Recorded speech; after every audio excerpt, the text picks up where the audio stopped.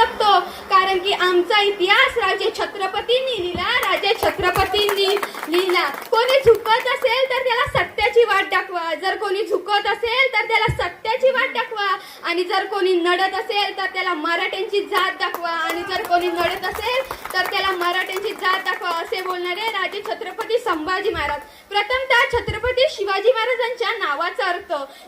छत्र बनले रयतेचे, त्रस्त शत्रूला केले,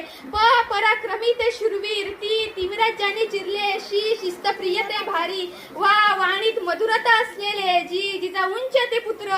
मराठी मनात अधिराज्य ज्यांचे, हार कधी न मानणारे, राजा सारे महाराष्ट्राचे,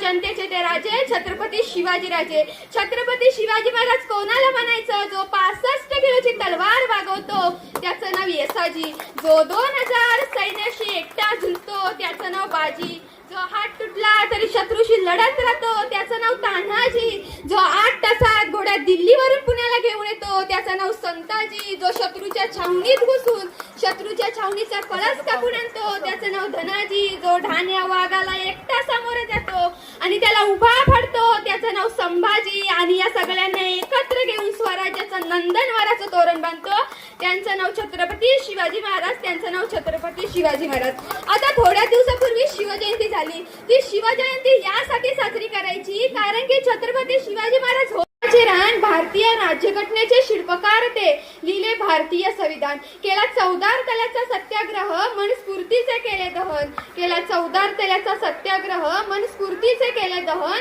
अशा या महामानवांना डॉक्टर बाबासाहेब आंबेडकरांना करते मी वंदन, अशा या महामानवांना डॉक्टर बाबासाहेब आंबेडकरांना करते मी वंदन. डॉक्टर बाबासाहेब आंबेडकरांना वंदन करून मी माझ्या भाषणाला सुरुवात करते. कोण होते हे डॉक्टर बाबासाहेब आंबेडकर? त्यांच्या नावाचा अर्थ